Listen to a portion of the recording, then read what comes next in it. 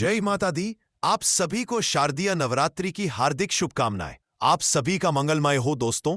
नवरात्रि के पहले दिन घटस्थापना या कलश स्थापना करने की परंपरा है। अगर आप भी नवरात्रि में घटस्थापना करने वाले हैं तो जान ले आसान विधि। दोस्तों, शारदीय नवरात्रि हर साल आश्विन माह की प्रतिपदा तिथि से प्रारंभ होते हैं। इस साल नवरात्रि 22 सितंबर से प्रारंभ होंगे और 1 अक्टूबर को महानवमी मनाई जाएगी। हर साल मां दुर्गा अलग अलग वाहन पर सवार होकर आती है। इस साल मां दुर्गा का आगमन हाथी पर होगा। नवरात्रि के 9 दिन मां दुर्गा के अलग अलग स्वरूपों को समर्पित है। नवरात्रि के पहले दिन घटस्थापना या कलश स्थापना के साथ मां शैलपुत्री की पूजा का विधान है। मान्यता है कि नवरात्रि के पहले दिन घटस्थापना करने से मां दुर्गा प्रसन्न होती है और परिवार को सुख समृद्धि का आशीर्वाद प्रदान करती है। जाने घर पर कैसे करें घटस्थापना। सबसे पहले बात करें कलश स्थापना शुभ मुहूर्त। तो 22 सितंबर को कलश स्थापना या घट स्थापना का शुभ मुहूर्त सुबह 6:09 से सुबह 8:06 तक रहेगा। घट स्थापना का अभिजित मुहूर्त सुबह 11:49 से दोपहर 12:38 तक रहेगा। तो दोस्तों, जब भी हम किसी विशेष अवसर पर त्योहार या धार्मिक अनुष्ठान की तैयारी करते हैं तो सबसे पहले जिस वस्तु की स्थापना की जाती है वह है कलश। कलश का अर्थ होता है घड़ा और ये भारतीय संस्कृति में पवित्रता, सुख, समृद्धि और दिव्यता का प्रतीक माना जाता है। कलश धातु का या मिट्टी का हो सकता है जिसमें आमतौर पर गंगा जल या फिर फल या फूल या फिर अक्षत भरे जाते हैं। जब हम कलश को अपने घर में स्थापित करते हैं तो यह हमारे परिवार, हमारे प्रयोजनों के लिए सुख, समृद्धि और खुशियों का भंडार भरता है। कलश की स्थापना करते समय हम न केवल देवी देवताओं को आमंत्रित करते हैं बल्कि अपने जीवन में सकारात्मकता और नई ऊर्जा का भी संचार करते हैं। कलश स्थापना के समय की गई प्रार्थनाएं और व्रत न केवल हमारी आध्यात्मिक उन्नति के लिए महत्वपूर्ण होते हैं बल्कि कलश की स्थापना हमारी पूजा को, हमारे व्रत को भी सफल बनाती है। इसलिए नवरात्रि के व्रत में जहां तक हो सके पूरी कोशिश करनी चाहिए कलश स्थापना की। और आज के इस वीडियो में आप जानेंगे कलश स्थापना की संपूर्ण विधि के बारे में। कलश की स्थापना कैसे की जाती है, नारियल को किस प्रकार रखना चाहिए और कलश स्थापित यदि आपने किया है तो फिर आपको नवरात्रि के 9 दिन तक क्या क्या करना चाहिए, किस प्रकार से कलश की पूजा करनी चाहिए या कलश स्थापना के जो भी जरूरी नियम या ध्यान देने योग्य बातें हैं। वीडियो शुरू करने से पहले आप सभी से अनुरोध है, वीडियो को पूरा देखने के बाद अगर यह जानकारी अच्छी लगे तो वीडियो को लाइक करके कमेंट बॉक्स में जरूर बताइएगा।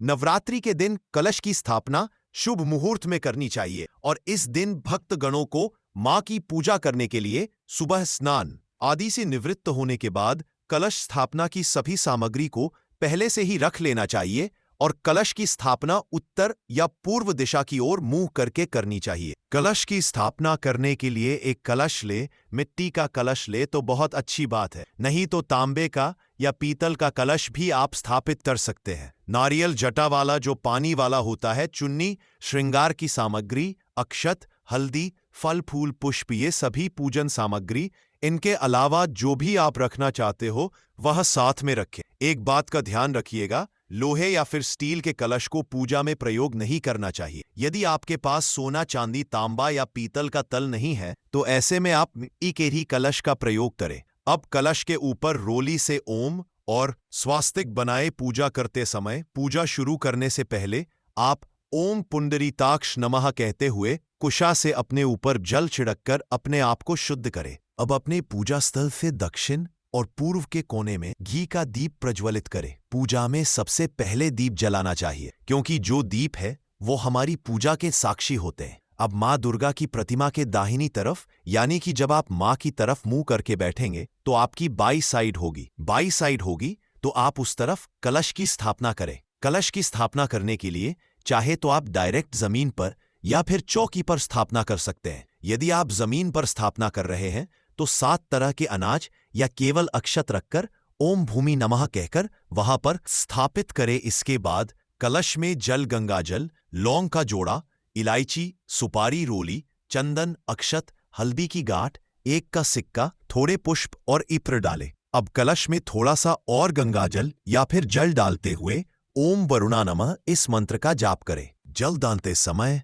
आपको इस मंत्र को पढ़ना है और कलश को पूरी तरह ऊपर तक जल से भरना है। इसके बाद आम की टहनी जिसमें पत्ते लगे हुए हों वह आपको डालनी है। अगर आम की टहनी ना मिले तो पीपल, बरगद या फिर पाकड़ के पलव्वी या फिर पान के पत्ते भी कलश के ऊपर आप रख सकते हैं। जौ या कच्चे चावल एक कटोरी में भरकर या मिट्टी के एक बड़े बर्तन में भरकर कलश के ऊपर रखें और उसके ऊपर आपको चुन्नी से लिपटा हुआ पानी वाला नारियल रखकर नारियल को प्रणाम करके कलश के ऊपर स्थापित करें। पूजा करने से पहले इस बात का ध्यान अवश्य रखें कि आराधना करने के लिए, पूजा करने के लिए श्रद्धा, विश्वास और समर्पण का होना जरूरी है। पुष्प लेकर मन ही मन संकल्प ले कि मैं आज नवरात्रि की प्रतिपदा तिथि से हे मां भगवती आपकी आराधना कर रही हूं। आप मेरी पूजा स्वीकार करके सभी कार्यों को सिद्ध करो और मेरे द्वारा की गई कलश की स्थापना को भी आप स्वीकार करो। ये तो हुई बहुत ही साधारण विधि से कलश स्थापना करने की बात।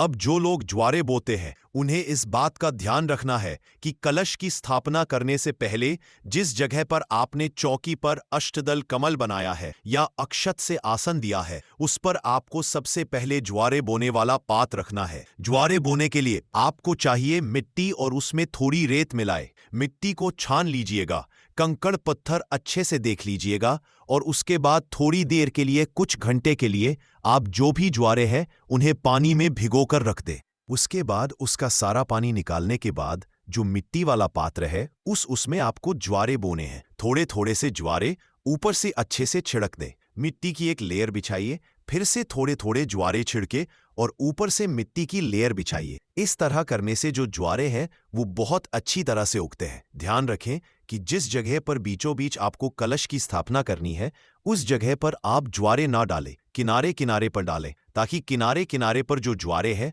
वो बहुत अच्छी तरह से हो गए। उसके बाद ही उसके ऊपर कलश रखकर उसके अंदर जल भरना चाहिए या आम या के पल्लव लगाने चाहिए। फिर नवरात्रि के पूरे 9 दिन तक इन ज्वार में थोड़ा थोड़ा पानी का आपको छींटा देना है। बहुत ज्यादा पानी नहीं डालना है ताकि यह ज्वारे अच्छे से हरे भरे हो जाएं। अब कई बार ऐसा भी होता है कि ज्वारे ठीक से नहीं उगते हैं। स्थापना करने के बाद हर दिन सुबह और शाम धूप दीप जलाकर कलश की भी आरती उतारनी चाहिए। कलश को भी धूप दीप दिखाना चाहिए। इस तरह से आप बहुत ही साधारण विधि से कलश की स्थापना कर लेंगे। कलश की स्थापना करने के साथ ही उस जगह की पवित्रता का ध्यान भी आपको रखना है। अशुद्ध अवस्था में आप कलश के पास ना जाएं, बिना स्नान किए कलश को आप स्पर्श ना करें या कलश की पूजा ना करें।